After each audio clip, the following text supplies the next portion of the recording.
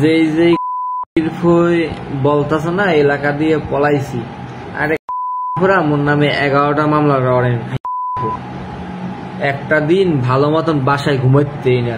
তোরা এটাই নি যদি পুলিশ থামাই হাইনি, তোরা পুলিশ ফোন দিয়ে আনো।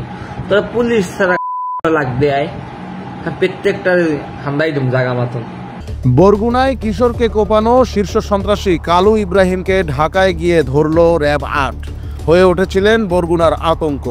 বিস্তারিত দেখুন মেহেদী হাসানের প্রতিবেদনে।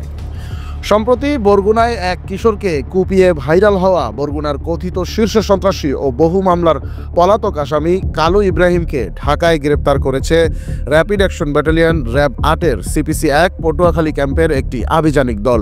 বুধবার ১০ সেপ্টেম্বর রাত 11:30টার দিকে রাজধানীর দক্ষিণখান থানাধীন দেওয়ানপাড়া মডেল স্কুল রোড এলাকার রাইসা হেয়ার ড্রেসার দোকানের সামনে যৌথ অভিযান চালিয়ে তাকে আটক করা হয়।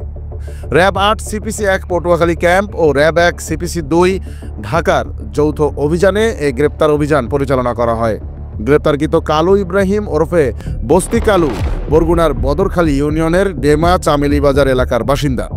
সম্প্রতি গত ৩ সেপ্টেম্বর দেশীয় অস্ত্র নিয়ে প্রকাশ্যে এক কিশোরকে কুপিয়ে জখম করে কালু ইব্রাহিম, আর সেই ভিডিও সামাজিক যোগাযোগ মাধ্যমে ভাইরাল হয়। ওই ঘটনার পর থেকেই র‍্যাব তাকে ধরতে অভিযানে নামে। র‍্যাব জানায়, কালু ইব্রাহিম দীর্ঘদিন ধরে এলাকায় সন্ত্রাসী কার্যক্রম, মাদক ব্যবসা, চুরি, ছিনতাই এবং নারী গঠিত অপরাধে জড়িত। তার বিরুদ্ধে একাধিক দস্যুতা, ডাকাতির প্রস্তুতি ও হত্যা চেষ্টার মামলা রয়েছে। এছাড়া আদালত কর্তৃক জারি হওয়া একাধিক গ্রেপ্তারি পরোয়ানাও আছে তার বিরুদ্ধে। আটক আসামিকে আইনানুগ ব্যবস্থা নেওয়ার জন্য বিমানবন্দর থানায় হস্তান্তর করা হয়েছে বলে জানিয়েছে র‍্যাব। তবে খবর রয়েছে, বরগুনা থেকে পুলিশের একটি টিম অন্য আরেকটি মামলায় আটক দেখিয়ে কালু ইব্রাহিমকে বরগুনায় নিয়ে আসবে আজকালের ভেতরে।